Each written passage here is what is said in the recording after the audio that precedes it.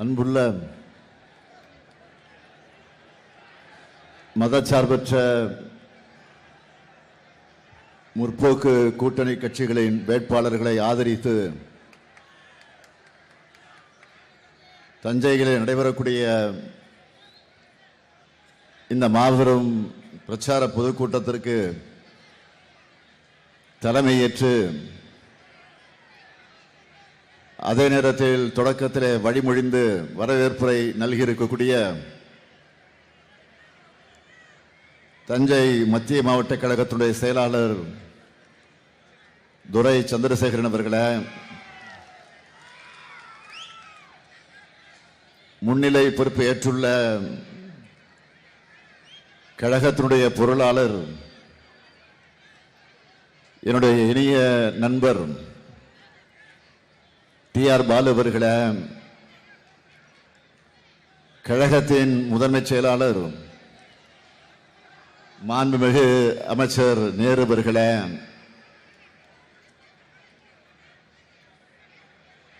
மாவட்ட கழகத்தினுடைய செயலாளர்கள் சாக்கோட்டை அன்பழகன் அவர்களே, பழனிவேல் அவர்களே, மாண்புமிகு அமைச்சர் அருமை நண்பர் கோவி செடியன் அவர்களே, நாடாளுமன்ற உறுப்பினர்கள் கல்யாண சுந்தரம் அவர்களே, முரசுலை அவர்களே, வழக்கறிஞர் சுதா அவர்களே, சட்டமன்ற உறுப்பினர் அருமை சகோதரர் நீலமேகம் அவர்களே, தோழமை கட்சிகளை சார்ந்திருக்கக்கூடிய தலைவர்களே, மாவட்ட செயலாளர்களே, பொறுப்பாளர்களே, செயல் வீரர்களே, ஒருங்கிணைந்த தஞ்சை மாவட்ட கழகத்தினுடைய நிர்வாகிகளே, தலைமை கழகத்தினுடைய நிர்வாகிகளே, தஞ்சை மாவட்டத்தை சார்ந்த ஒருங்கிணைந்த மாவட்டத்தை சார்ந்த மாநகரம், ஒன்றியம், நகரம், பேரூர், கிளை உள்ளிட்ட பல்வேறு அணிகளை சார்ந்திருக்கக்கூடிய அமைப்பாளர்களே,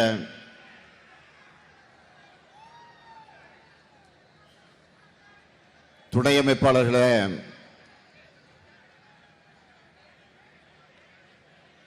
தஞ்சை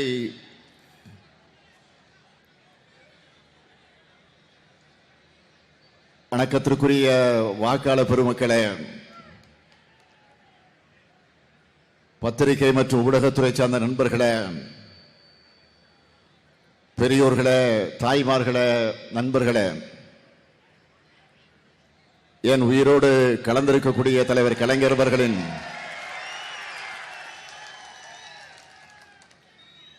உயிரோடு கலந்திருக்கக்கூடிய கலைஞர் அவர்களின் உயிரினும் உயிரான அன்பு உடன்பிறப்புகளே, உங்கள் அனைவருக்கும் என்னுடைய அன்பான வணக்கம்.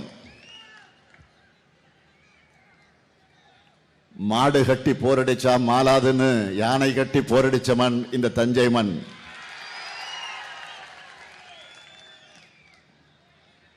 காவிரி தாயின் மண்ணுக்கு கலைஞரின் மகன் வந்திருக்கிறேன். மே 4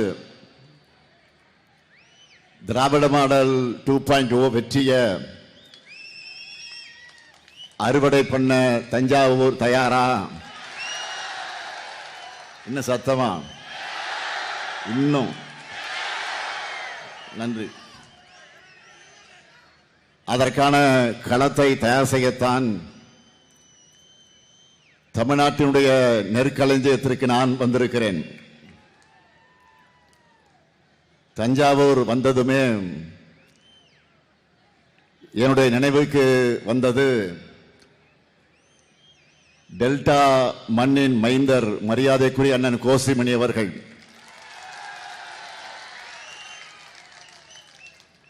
அவர் எப்படியெல்லாம் இந்த பகுதியை வளர்த்தெடுத்தார், தலைவர் கலைஞரின் நம்பிக்கைக்குரிய போர்ப்படை தளபதியாக இருந்தார் என்பதெல்லாம் எனக்கு நினைவுக்கு வருகிறது. அப்படி அவர் கட்டி காத்த மண்ணுக்கு, இந்த தஞ்சை மண்டலத்திற்கு நான் வந்திருக்கிறேன். தஞ்சை தரணிக்கு வந்தாலே இனம் புரியாத ஒரு கம்பீரம் பிறக்குது. தஞ்சை பெரிய கோயிலை கட்டி சோழ சாம்ராஜ்யத்தை மிகப்பெரிய அளவில் விரிவுபடுத்தின ராஜராஜ சோழனும், கங்கை வரை சென்று வெற்றி கொடி நாட்டின ராஜேந்திர சோழனும் தமிழர்களுடைய கம்பீரத்திற்கு காரணம். இப்படி சிறப்புகளுக்கு பஞ்சமில்லாத மாவட்டத்திற்கு நம் ஆட்சி, இந்த சிறப்பான நம்முடைய ஆட்சி தொடர ஆதரவை கேட்டு வந்திருக்கிறேன். தஞ்சைக்கு நான் வர்றது புதுசா? பல்வேறு நிகழ்ச்சிகளுக்கு, விழாக்களுக்கு வந்ததுண்டு. அரசு நலத்திட்ட விழாக்கள், கல்லணையிலிருந்து பாசனத்திற்கு நீர் திறந்து விடுகிற நிகழ்வு, பீமனோடை தூர்வாரும் பணிகள் ஆய்வு, ஆலக்குடியில தூர்வாரும் பணிகள் ஆய்வு, திராவிடர் கழகம் நடத்திய கலைஞர் நூற்றாண்டு விழா, இங்க இருக்கக்கூடிய மேடையில் இருக்கக்கூடிய சகோதரர் துரை சந்திரசேகரன் இல்லத்தினுடைய திருமண விழா, நாடாளுமன்ற தேர்தல் பரப்புரை என்று இப்படி தொடர்ந்து வந்துகிட்டே இருக்கிறேன். ஏன் அண்மையிலே கூட நம்முடைய அருமை சகோதரர் வைத்திலிங்கம் தலைமையில் பல்லாயிரம் பேர் கழகத்தில் இணைந்த நிகழ்ச்சிக்கு வந்து நான் கலந்துகிட்டு, அது முடிஞ்சதும் டெல்டா மண்டல வெல்லும் தமிழ் பெண்கள் மாநாட்டை தஞ்சாவூர்ல நடத்தினோம். அதுக்காகவும் வந்திருந்தேன். அடுத்து இப்போ என்னுடைய பரப்புரை பயணத்தை தொடங்கினதும் இதே ஒருங்கிணைந்த தஞ்சை மாவட்டத்தை சார்ந்த திருவாரூர் தான். தொடர்ந்து மாநிலத்தில் தெற்கு, மேற்கு, வடக்குன்னு சுத்தி திரும்பவும் இதய பகுதியான டெல்டாவுக்கே வந்துட்டேன். திராவிட மாடல் ஆட்சி, இந்த நல்லாட்சி தொடரணும் என்று தமிழ்நாடு இன்றைக்கு சொல்லுது. அதுக்கு தஞ்சையும் ரெடியா? 200 உறுதியா? 200 உறுதியா? இன்னும் சத்தமா? நன்றி. 200 தொகுதின்னு சொல்லிட்டு இருந்தேன். இப்போ 200 தொகுதியை தாண்டி வெல்வோம் என்ற நம்பிக்கை நாளுக்கு நாள் கூடிக்கிட்டே போகுது. நமது வெற்றி வேட்பாளர்களை அறிமுகப்படுத்தலாமா? உங்க அனுமதியோடு முதல்ல திருவிடைமருதூர் சட்டமன்ற தொகுதி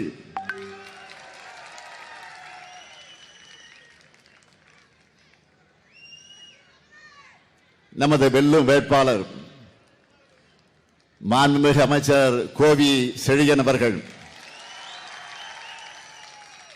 3 முறை சட்டமன்ற உறுப்பினர், இப்போ உயர் கல்வி அமைச்சர், திருவிடைமருதூருக்கு புதிய அரசு கல்லூரி கொண்டு வந்திருக்கிறார். தமிழ்நாட்டோட உயர்கல்வித்துறைய உயர்ந்த கல்வித்துறையா மாத்தினது கோவி செழியன் அவர்களுடைய சாதனை. அவருக்கு உதயசூரியன் சின்னத்தில் வாக்குகளை அளிக்க வேண்டும். அடுத்து திருவையாறு சட்டமன்ற தொகுதி நமது வெல்லும் வேட்பாளர் துரை சந்திரசேகரன், தஞ்சை மத்திய மாவட்ட கழகத்தின் செயலாளர், திருவையாறு தொகுதியில் 7 முறை போட்டி போட்டு 5 முறை வெற்றி பெற்றதே இவருடைய மக்கள் செல்வாக்குக்கு சாட்சி. திருவையாறு பேரூராட்சியில புதிய பேருந்து நிலையம், திருக்காட்டுப்பள்ளியில கலைக்கல்லூரி, செங்கிப்பட்டியில சிப்காட், இதெல்லாம் இவருடைய சாதனைகள். அவருக்கு உதயசூரியன் சின்னத்தில் வாக்குகளை நீங்கள் அளிக்க வேண்டும். அடுத்து கும்பகோணம் சட்டமன்ற தொகுதி நமது வெல்லும் வேட்பாளர் சாக்கோட்டை அன்பழகன்,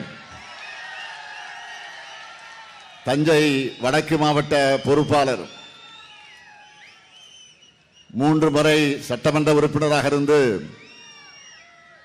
மக்கள் பணியாற்றியவர். 15க்கும் மேற்பட்ட கோயில் தேர்களுக்கு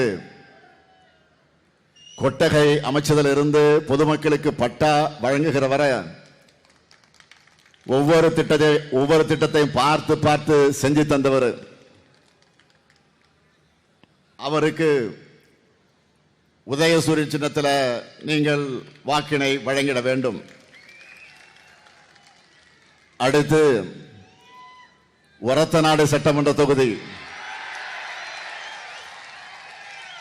நமது வெல்லும் வேட்பாளர் ஆர் வைத்திலிங்கம் அவர்கள், முன்னாள் அமைச்சராக பல்வேறு துறைகளை கவனித்தவர். ஒரத்தநாடு வட்டாரத்தில் ஓய்வில்லாத உழைப்பாளி. இன்னைக்கு அடிமைகளில் கூடாரமாக அதிமுக மாறிவிட்ட சூழல்ல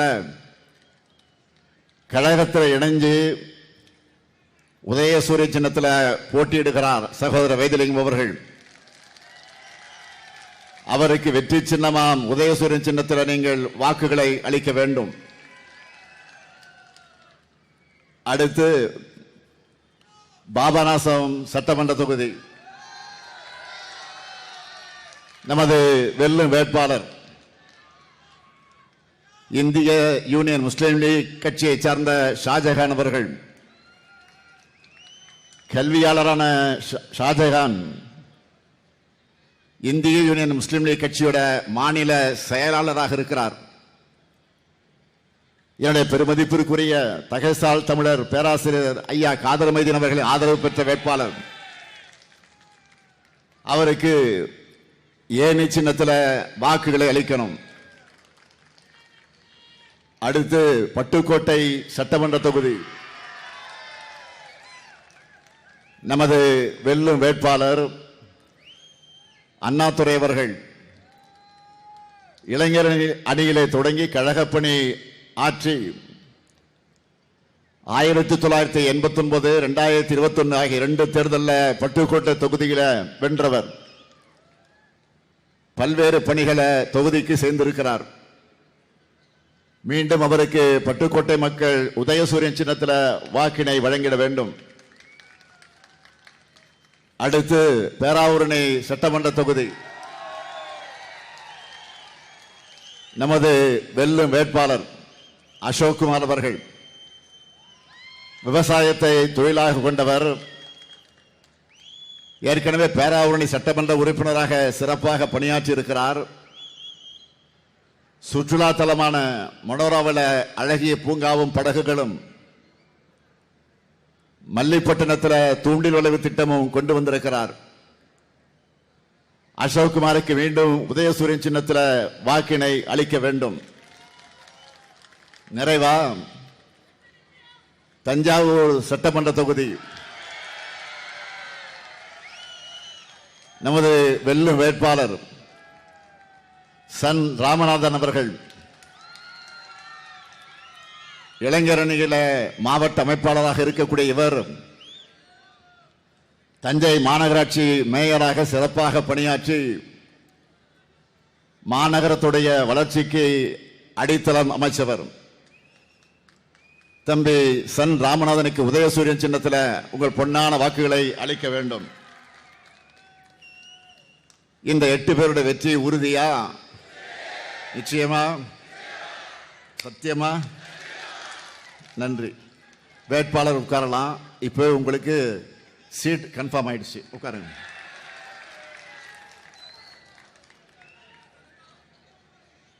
வேளாண்மையில் சிறந்த தஞ்சை மாவட்டம் எல்லா துறையிலும் சிறக்க வேண்டும்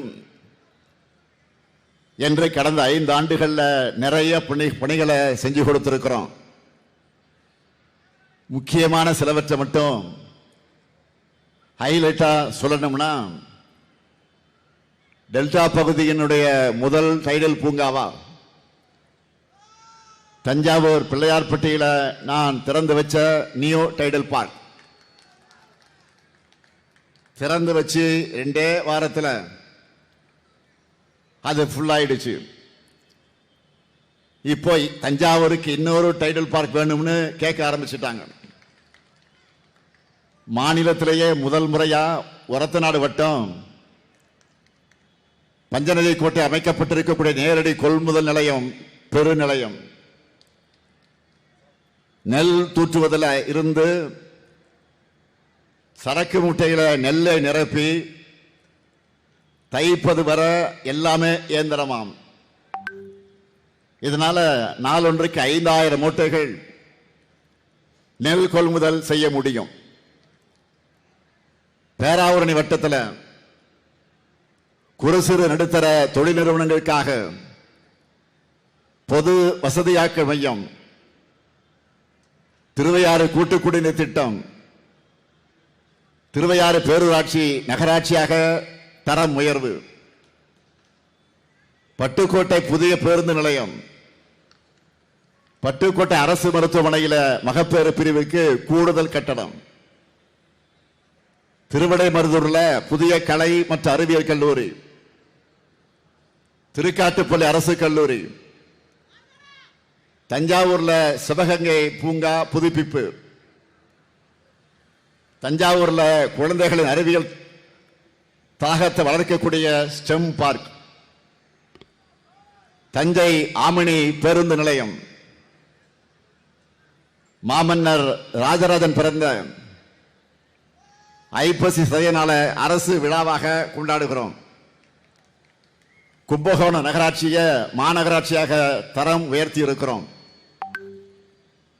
போட்டித் தேர்வுகளுக்கு தயாராகுகிற நம்முடைய மாணவர்களுக்கு கும்பகோணத்தில் அறிவுசார் மையம் மற்றும் நூலகம். இது மட்டுமல்ல, கும்பகோணத்தில் புதிய பேருந்து நிலைய பணிகளும் நடைபெற்று வருது. திருவையாறு திருக்காட்டுப்பள்ளியில புதிய பேருந்து நிலையங்கள் அமையவிருக்கு. ஒரத்தநாடு வட்டம் நடுவர் கிராமத்தில் 170 கோடி மதிப்பிலான புதிய சேமிப்பு கிடங்கு பணிகள் விரைவில் முடிக்கப்படவிருக்கிறது. தஞ்சை தமிழ் பல்கலைக்கழக வளாகத்தில் மிகப்பெரிய சோழர்கள் அருங்காட்சியகம் அமைக்க அடிக்கல் நாட்டியிருக்கிறேன். அந்த பணிகள் முடிந்து திறந்த பிறகு அதை பார்ப்பதற்காக பல்வேறு இடத்திலிருந்து தஞ்சாவூருக்கு வரப்போறாங்க. மதுரைக்கு ஒரு கீழடி, நெல்லைக்கு ஒரு புறநகர் அருங்காட்சியகம் போல இனி தஞ்சைக்கு சோழர்கள் அருங்காட்சியகம் இருக்கும். செங்கிப்பட்டி மற்றும் பாளையப்பட்டி தெற்கு கிராமத்திலையும் பட்டுக்கோட்டை வட்டம் ராஜமடம் கிராமத்திலையும் சிப்காட் தொழிற்பேட்டை அமையவிருக்கு. அதிலேயும் ராஜமடத்தில் அமைகிற கடல்சார் உணவு பதப்படுத்துதல் மற்றும் ஏற்றுமதி பூங்காவில் 2000 பேருக்கு வேலை கிடைக்கும். எல்லாவற்றுக்கும் மேல ஆளுநராக இருந்த ரவி அவர்கள் வரவே கூடாது என்று நினைத்து தடுத்த கும்பகோணம் கலைஞர் பல்கலைக்கழகத்தையும்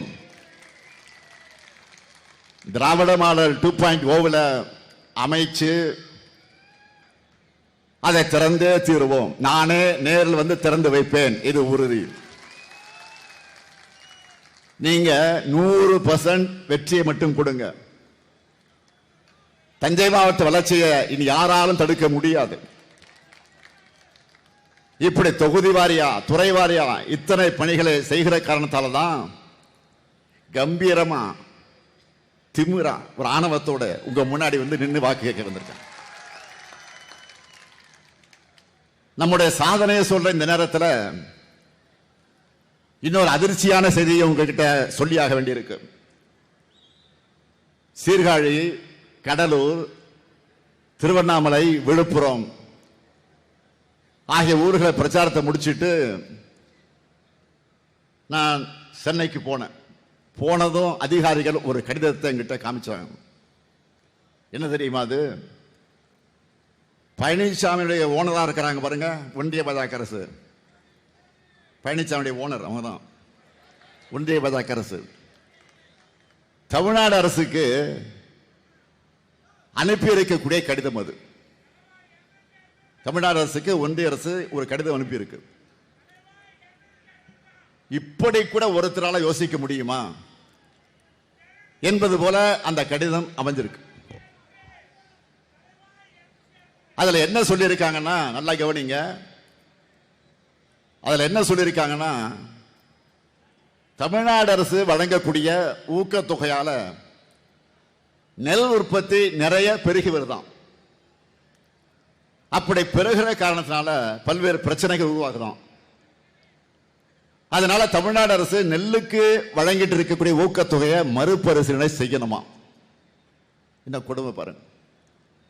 மொத்தத்தில் நெல்லுக்கு ஊக்கத்தொகை வழங்கக்கூடாது என அறிவுறுத்தி ஒன்றிய அரசு நமக்கு கடிதம் அனுப்பியிருக்காங்க.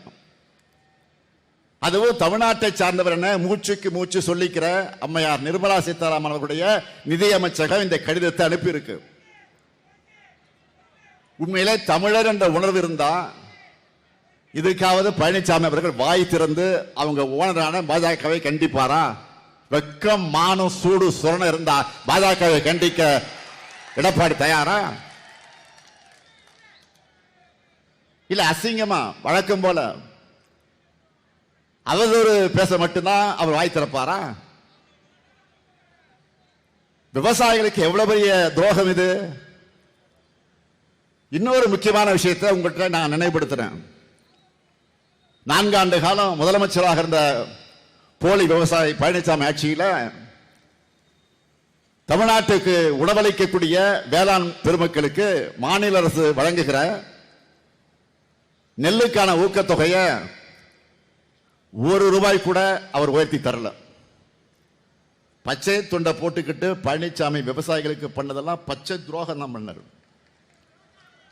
இதுவே நம்ம திராவிட மாடல் ஆட்சியில் இந்த ஊக்கத்தொகையை சன்னரக நெல்லுக்கு குவிண்டால் ஒன்றுக்கு ₹70 156 ஆகும். பொதுரக நெல்லுக்கு குவிண்டால் ஒன்றுக்கு ₹50 131 உயர்த்தி வழங்கியிருக்கிறோம். அதனாலதான் நெல்லுக்கு குவிண்டால் ஒன்றுக்கு ₹2500 வழங்குவோம்னு 2021 ஆண்டு திமுக தேர்தலுக்கு சொன்னதை செஞ்சு காட்டியிருக்கோம். செஞ்சோமா இல்லையா?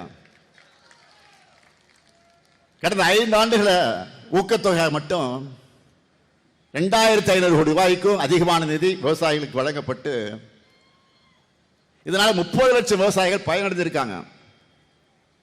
நான் மீண்டும் இந்த தஞ்சை மண்ணில் நின்று உறுதியா சொல்றேன், நெல் குவிண்டால் ஒன்றுக்கு ₹2500 என 2021 ஆண்டு தேர்தலுக்கு சொன்னபடியே செஞ்சோம்.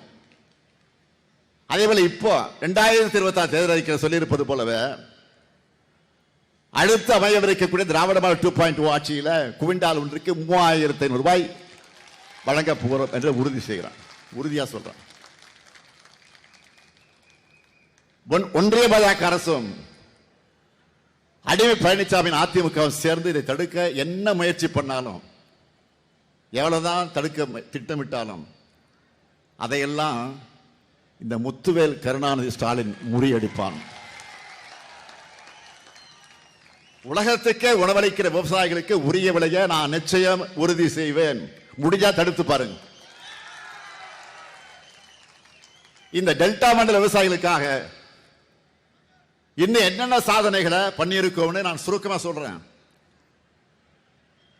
தமிழ்நாட்டு வரலாற்றிலேயே முதல் முறையா வேளாண்மைக்காக தனி நிதிநிலை அறிக்கை தாக்கல் செஞ்சிருக்கிறோம். கடந்த 5 வருஷமா முக்கியமா குறித்த நாள்ல டெல்டா பாசனத்துக்காக மேட்டூர் அணையை திறந்து வச்சிருக்கிறேன். 5 வருஷமா தொடர்ந்து நம்ம ஆட்சியில கடந்த 5 வருஷமா மண்ணும் மக்களும் மகிழ்ச்சியா இருக்காங்க. காவிரி டெல்டா பகுதிகளில் 24,833 கிலோமீட்டர் நிலத்திற்கு தூர்வாரக்கூடிய பணிகள் 459 கோடி ரூபாயில சிறந்த முறையில் மேற்கொண்டு கடைமடை விவசாயிகள் போற்றக்கூடிய நிர்வாகத்தை வழங்கி இருக்கிறார். 2021 2022 முதல் கடந்த ஆண்டு வரை குறுவை சிறப்பு தொகுப்பு திட்டம் வழங்கி இருக்கிறார். ஆனா பழனிசாமி ஆட்சியில விவசாயிகளுக்கு செய்யப்பட்டதெல்லாம் வெறும் வேதனைகள் தான். விவசாயிகளுக்கு அவர் செஞ்ச துரோகங்கள் 1 2 அதையெல்லாம் ஒரு நாள் போதுமா சொல்வதற்கு? போதாது. காவேரி காப்பாளன்னு தனக்குத்தானே பட்ட பேர் வச்சுக்கிட்டார். அவர் உண்மையான விவசாயியாக இருந்தா இந்தியா முழுக்க உழவர் பெருமக்களை எதிர்த்து போராடின 3 வேளாண் சட்டங்களை ஆதரிச்சிருப்பாரா? போராட்டம் பண்ண விவசாயிகள் என்ன சொன்னார்? புரோக்கர் வாய் கூசாம சொன்ன புழுகு முட்டை தான் இந்த பழனிசாமி. அதிமுக ஆட்சியில இந்த டெல்டா மாவட்டங்கள்ல இயற்கை சீற்றம் நடந்தப்போ இங்குள்ள மக்களை காப்பாற்றினாரா பழனிசாமி? இந்த டெல்டா மாவட்டத்தை சார்ந்த அன்றைய அமைச்சர் OS மணியன் வந்தப்போ மக்களை விரட்டி அடிச்சாங்க. சுவர் மேல ஏறி குதிச்சு அவர் தப்பிச்சு ஓடின நிலையெல்லாம் ஏற்பட்டுச்சு. நீங்களாம் பார்த்திருப்பீங்க அந்த வீடியோல. அதெல்லாம் நினைவில்லையா? விவசாயிகளுக்கு PM கிசான் திட்டத்தில் 110 கோடி ரூபாய் ஊழல் நடந்ததும் அதிமுக ஆட்சியில தான். விவசாயிகளுக்கு சேர வேண்டிய நிதியை யாருக்கோ கொடுத்தார் பழனிசாமி. இதுதான் போலி விவசாயியான பழனிசாமி ஆட்சி செஞ்ச லட்சணம். இப்படிப்பட்டவர் யாருக்கிட்ட சேர்ந்திருக்கிறார்? பிரதமர் மோடி தலைமையிலான NDA கூட்டணியில். எப்படிப்பட்ட மோடி அவர்? வணிக சிலிண்டர்களின் விலையை ஏற்றி வியாபாரிகளின் தலையில இடியை இறக்கி இருக்கக்கூடிய மோடி அவர்கள். நாடு முழுக்க வணிக சிலிண்டர்கள் விலை 203 ரூபாய் அதிகரிக்கப்பட்டிருக்கு. இதனால வணிகர்கள் மட்டுமல்ல எல்லாருமே பாதிக்கப்பட்டிருக்கிறாங்க. ஹோட்டல்ல உணவுப் பொருட்களுடைய விலை கடுமையா எகிரிடுச்சு. 12 ரூபாய் டீ இப்ப 15 ரூபாய் வந்துடுச்சு. 15 ரூபாய் காஃபி இப்போ 20 ரூபாய் வந்துடுச்சு. உண்மையா இல்லையா? ஏற்கனவே சிலிண்டர் தட்டுப்பாட்டால பல உணவகங்களை மூடிட்டாங்க. பல ஹோட்டல்கள் சில ஐட்டம் மட்டும்தான் தயாரிக்கிறாங்க. ஹோட்டல் நடத்துறவங்களுக்கு கஷ்டம். அங்க வேலை செய்யறவங்களுக்கு இப்ப வேலையும் பறி போயிடுச்சு. அவசர ஆலோசனை கூட்டம் மோடி அவர்கள் கூட்டம் கூட்டினாரு. ஆனா உருப்படியா எதுவும் பண்ணல. ஏன்னா பாஜக ஆளாத மாநிலங்கள்ல அதிகாரிகளை எப்படி பந்தாடலாம் என்பதில் தான் ஒன்றிய அரசுடைய மொத்த கவனம் இப்ப இருக்கு. தேர்தலை தோக்க அச்சத்தில் ஏற்கனவே வாக்காளர் பட்டியல் சிறப்பு தீவிர திருத்தம் SIR சொல்லி கொண்டு வந்து இந்தியா முழுக்க கோடிக்கணக்கான மக்களுடைய வாக்குரிமையை பறிச்சிருக்கிறாங்க. அதை முடிச்சிட்டு அடுத்து என்ன பண்றாங்க? தமிழ்நாட்டில் தங்களுக்கு சாதகமான அதிகாரிகள் நியமிச்சு தேர்தலில் தில்லுமுள்ளு பண்ணலான்னு பார்க்கறாங்க. எத்தனையோ தேர்தல்களை தமிழ்நாடு பார்த்திருக்கு. அமைதியான தேர்தலுக்கு தமிழ்நாடு தான் பெஸ்ட் எக்ஸாம்பிள். அப்படிப்பட்ட நம்ம மாநிலத்தில் முதல் முறையா தேர்தலை காரணம் காட்டி தலைமைச் செயலாளர் உள்ளிட்ட பல்வேறு அதிகாரிகளை இப்ப மாத்தி இருக்கிறாங்க. இவ்வளவு பயம் ஏன் அவங்களுக்கு? வாக்களிக்க போற மக்களை திராவிட மாடல் 2.0 வேணும்னு எப்போ டிசைட் பண்ணிட்டாங்க. ஏன் இதை தேர்தல் ஆணையம் பாஜக உணராம இருக்கிறாங்க? அது கூட பரவாயில்ல. நிறைய கட்டுக்கதைகளை சொல்லிட்டு நப்பாசையில் அலைகிறாங்க. இப்படித்தான் 2021 தேர்தல் அப்போ முதலமைச்சர் ஆகிற யோகம் ஸ்டாலினுக்கு இல்லைன்னு சொல்லிட்டு திரித்தாங்க. சொன்னாங்கல்ல, கட்டம் சரியில்லை சொன்னாங்கல்ல. யோகத்தை நம்பி சும்மா இருப்பவன் இந்த ஸ்டாலின். அதிர்ஷ்டம் இல்லை என அழுத்துக் கொள்பவனா இந்த ஸ்டாலின். நான் யோகத்தை நம்புறவன் அல்ல, என்னுடைய உழைப்பை நம்புறவன். தலைவர் கலைஞரிடம் உழைப்பை கற்றுக்கொண்ட மாணவன் நான். அதே போல இப்போ 2001 தேர்தலுக்கு என்னென்ன சொல்றாங்க? இப்ப என்ன சொல்றாங்க? திமுகவில் யாரும் தொடர்ந்து 2 முறை யாரும் முதலமைச்சர் ஆனது இல்லையா? போன முறை நீங்க சொன்னதை உடைச்சு நான் முதலமைச்சர் ஆனேன். 2வது முறை இல்லைன்னு சொல்றாங்கல்ல, அதையும் உடைக்கிறேன் பாருங்க. என் உயிரோடு கலந்திருக்கக்கூடிய தலைவர் கலைஞருடைய அன்பு உடன்பிறப்புகள் இருக்காங்க, மக்கள் நம்பக்கம் இருக்காங்க. எல்லாத்தையும் உடைச்சு 2021 பெற்றதை விட அதிக தொகுதியில் வென்று ஆட்சிக்கு வருவோம் பாருங்க. எதிரிகள் வெட்டிக்கதை பேசிட்டு கனவு கண்டுட்டு இருக்காங்க. நாம தமிழ்நாட்டை முன்னேற்றுகிற கனவை காண்போம். 10 ஆண்டுகள் தொடர்ந்து ஆளும் வாய்ப்பு திமுகவுக்கு கிடைச்சா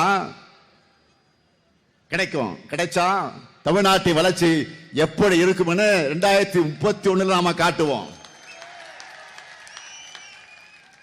ஆல்ரெடி ரிசல்ட் பார்த்துட்டோம். எப்படி தெரியுமா? 2026 தேர்தலின் சூப்பர் ஸ்டாரை இறக்கிட்டோம். சூப்பர் ஸ்டார் தான். சூப்பர் ஸ்டார் யாருன்னு கேட்டா தேர்தல் அறிக்கையை சொல்வோம். இனி யார் வந்தாலும் நம்ம வெற்றி தடுக்க முடியாது.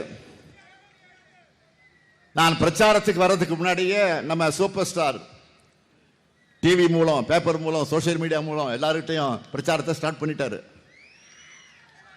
அதுல சில சூப்பர் டூப்பர் அறிவிப்புகளை மட்டும் இப்ப சொல்லவா? முதல்ல என்ன அறிவிப்பு சொல்லுங்க பாப்போம்.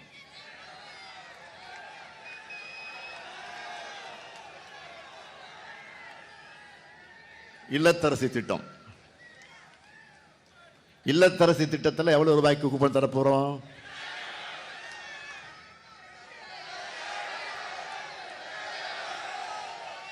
8000 ரூபாய்க்கு கூப்பன். இதை வச்சு என்ன செய்ய போறோம்? லிஸ்ட் பார்த்துருப்பீங்க. Washing machine, fridge, TV, grinder, mixie, microwave oven, induction stove, என்ன வேணாலும் வாங்கிக்கலாம், எங்கே வேணாலும் வாங்கிக்கலாம். நல்ல குவாலிட்டியாக பார்த்து வாங்கிக்கலாம், புதுசாக வாங்கிக்கலாம், எக்ஸ்சேஞ்சும் பண்ணிக்கலாம். என்ன வாங்கணும்னு உங்கள் வீட்டுக்காரலாம் கேட்காதீங்க. யாராவது தொந்தரவு பண்ணான்னு அண்ணன்கிட்ட சொல்லுங்க, நான் பார்த்துக்கிறேன். உங்க இஷ்டம், உங்க சாய்ஸ். மகளிர் உங்க சாய்ஸ். இது முழுக்க முழுக்க உங்களுக்காக நான் கொண்டு வந்திருக்கக்கூடிய திட்டம். பெண்கள் தான் டிசைட் பண்ணணும். புடவை வாங்க போறீங்க கடைக்கு, ஒரே ஒரு புடவை வாங்க போவீங்க. ஒரு புடவை வாங்குறதுக்கு இந்த ஷோகேஸ் கூட எல்லா புடவை எடுத்து கீழே போட சொல்வீங்க. அவன் பாவம் அழுத்து போய் எல்லாத்தையும் போடுவான். ஒரே ஒரு புடவை வாங்க போறீங்க, இல்லாத கேள்விதான் கேட்பீங்க. சாயம் போகுமா, சுருங்குமா, இது என்ன சிலுக்கா, தொட்டு பார்த்து கேட்பீங்க. சிலுக்கா, நைலக்ஸா, காட்டனா? அவன் மெர்க்கூரி லைட்லாம் இது மாதிரி பிரைட்டாக தான் போட்டு வச்சிருப்பான் கடையில். அதை நம்ப மாட்டீங்க. அந்த புடவை எடுத்துக்கிட்டு வெளியில் போய் வெயில், சூரியன் அதை போய் காமிச்சு, அந்த சூரிய வெளிச்சத்தில் காமிச்சா தான் உங்களுக்கு திருப்தி ஆகும். சூரியன் பாருங்க, எங்க சூரியன் தான் வந்து பாருங்க. என்னை பொறுத்த வரைக்கும் நம்ம குடும்பத் தலைவருடைய வீட்டு வேலையை, அந்த சுமையை குறைக்கணும். அதுக்காக தான் திட்டமே. எப்படி தலைவர் கலைஞர் அவர் சொன்னபடியே கலர் டிவியும் கேஸ் அடுப்பும் கொடுத்தாரோ, அவருடைய மகனான நானும் சொன்னபடியே இல்லத்தரசி திட்டத்தை நிறைவேற்றுவேன். அடுத்த வாக்குறுதி உரிமை தொகை. இப்ப மாசம் 1000 ரூபாய். திராவிட மலர் 2.0 ஆட்சியில் எவ்வளவு? இனிமே அப்படி டபுள் மடங்கு, மாதம் 2000. இப்போ பெண்கள்லாம் கணக்கு போட ஆரம்பிச்சிட்டாங்க. என்ன கணக்கு? பொங்கலுக்கு முன்னாடி சொல்லிட்டு 3000 கொடுத்தாங்க. பொங்கலுக்கு முன்னாடி பிப்ரவரியில் சொல்லாமலே 5000, ஆக மொத்தம் 8000. அடுத்து இல்லத்தரசி கூப்பன்ல 8000, 8 + 8 உதயசூரியனுக்கு தான் இங்க ஓட்டு. பெண்கள் எல்லாரும் முடிவு பண்ணிட்டாங்க. மகளிர் மட்டும் இல்ல, மாணவர்களுக்கும் ஸ்பெஷல் அறிவிப்பு இருக்கு. கல்லூரிக்கு போகிற மாணவர்களுக்கு வழங்கிட்டு வரக்கூடிய புதுமை பெண் தமிழ் புதல்வன் அந்த உதவித்தொகை இனி 1500 ரூபாயாக உயர்த்தி வழங்கப்படும். 2030ஆம் ஆண்டிற்குள்ள கல்லூரி மாணவர்கள் 35 லட்சம் பேருக்கு லேப்டாப் வழங்க போறோம். மேலும் முதியோர், மாற்றுத்திறனாளிகள், ஆதரவற்ற பெண்களுக்கு வழங்குகிற எல்லா உதவித்தொகையும் இனி 2 மடங்கா வழங்க போறோம். திராவிட மாடல் 2.0 எல்லாமே 2 மடங்கு தான். அடுத்து காவிரி நீர் போல தஞ்சை விவசாயியுடைய மனத்தை குளிர வைக்கக்கூடிய அறிவிப்புகள் என்ன தெரியுமா? 20 லட்சத்துக்கு மேற்பட்ட அதிகமான உழவர்கள் பயன்பெறக்கூடிய வகையில் நவீன மின்சார பம்பு செட்டுகளை வழங்க போறோம். கரும்பு கொள்முதல் விலை டன் ஒன்றுக்கு 4500 ரூபாயாக உயர்த்தி வழங்கப்படும். பால் கொள்முதல் விலை லிட்டர் ஒன்றுக்கு 5 ரூபாய் உயர்த்தி வழங்கப்படும். குடிசைகளே இல்லாத தமிழ்நாடு என்ற தலைவர் கலைஞருடைய கனவு நனவாக கலைஞர் கனவு இல்லம் உள்ளிட்ட திட்டங்கள் மூலமா வீடற்ற ஏழைகளுக்கு 5 வருஷத்துக்குள்ள 10 லட்சம் வீடுகள் கட்டி தரப்படும். வெண்ணாறு வெட்டாறு பிரியும் தென்பெரம்பூரில் புதிய பாலம் கட்டப்படும். ஈச்சங்கோட்டை முதல் வெட்டிக்காடு வர கல்லணை கால்வாயில் 40 கோடியில் அகலப்படுத்தப்படும். தஞ்சாவூர்ல மண்டல அளவிலான உயர் சிறப்பு மருத்துவமனை அமைக்கப்படும். தஞ்சாவூர்ல புற்றுநோய்க்கான நவீன சிகிச்சை வசதிகள், தஞ்சையில உணவு பதப்படுத்துதல் குழுமம், பட்டுக்கோட்டையில வேளாண் தொழிற்பூங்கா, தற்காலிக நேரடி நெல் கொள்முதல் நிலையங்களை, வாய்ப்பிருக்கும் அனைத்து இடங்களிலும் உலர் கலத்துடன் கூடிய நிரந்தர கட்டடங்களாக கட்டி தருவோம். தமிழ்நாட்டின் அடுத்த 30 ஆண்டுக்குள்ளான குடிநீர் தேவையும் வேளாண்மை மற்றும் தொழிற்சாலைகளுக்கான தேவைகளையும் கணக்கிட்டு அதை நிறைவு செய்யக்கூடிய வகையில் தமிழ்நாடு நீர் பாதுகாப்பு செயல் திட்டம் 2056 உருவாக்கப்படும். டெல்டா மாவட்டங்களில் 10,500 கிலோமீட்டர் நீளத்துக்கு சி மற்றும் டி பிரிவு வாய்க்கால்களை தூர்வாரும் பணிகள் மேற்கொள்ளப்படும். வேளாண் இயந்திரங்கள் மற்றும் கருவிகள் வாங்கிட 1.5 லட்சம் விவசாயிகளுக்கு மானியம் வழங்கப்படும்.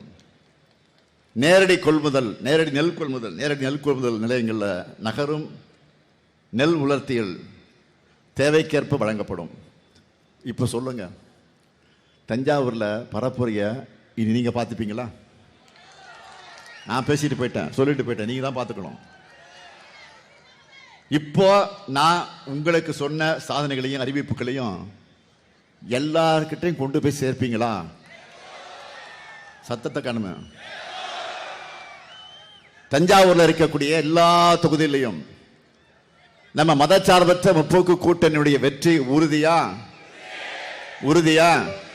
சூப்பர். தமிழ்நாட்டின் தஞ்சாவூர் தமிழ்நாட்டின் நெருக்களஞ்சியம் மட்டுமல்ல, திமுகவுடைய வாக்கு களஞ்சியம். அது கன்ஃபார்ம் ஆயிடுச்சு. தமிழ்நாட்டுடைய நெருக்களஞ்சியம் தஞ்சாவூர். அந்த தஞ்சாவூரினுடைய வாக்கு களஞ்சியம் கன்ஃபார்ம் ஆயிடுச்சு. டெல்லியின் காலடியில் தமிழ்நாட்டை அடகு வைக்கிறது பழனிசாமியுடைய விருப்பம். தமிழ்நாட்டுடைய மாநில உரிமைகளையும் சுயமரியாதைகளையும் அவர் டெல்லிக்கு சரண்டர் பண்ண தடையா இருக்கிறது இந்த ஸ்டாலின். அதனால இப்ப என்ன சொல்றாரு, என்ன சொல்லிட்டு இருக்காரு? இப்போ 2 நாளா இந்த ஸ்டாலின் போய் சேரணும்,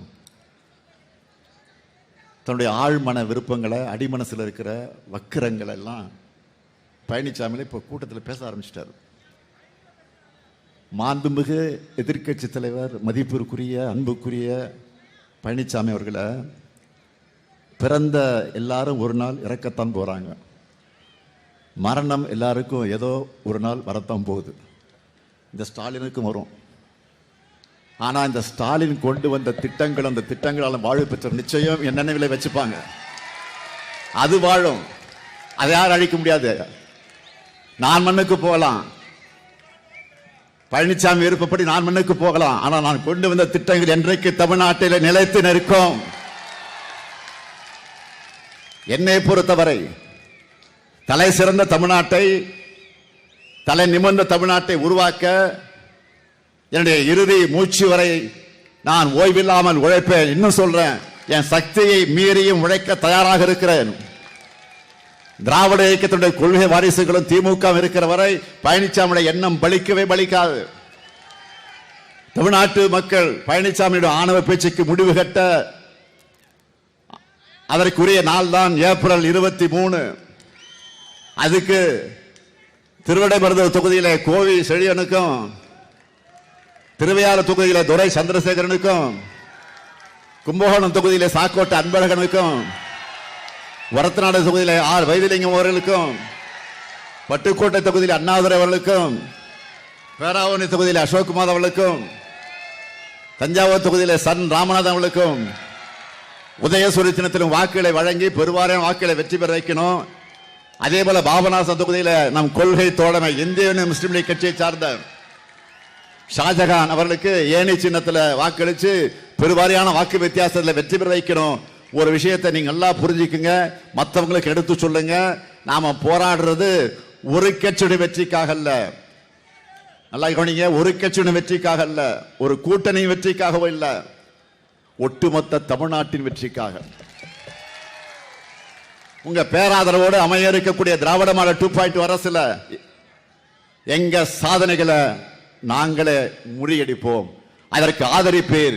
மதச்சார்பற்ற முற்போக்கு கூட்டணி வேட்பாளரை வெல்வோம், ஒன்றாக வெல்வோம், வெல்வோம், வெல்வோம், வெல்வோம் ஒன்றாக. நன்றி, வணக்கம்.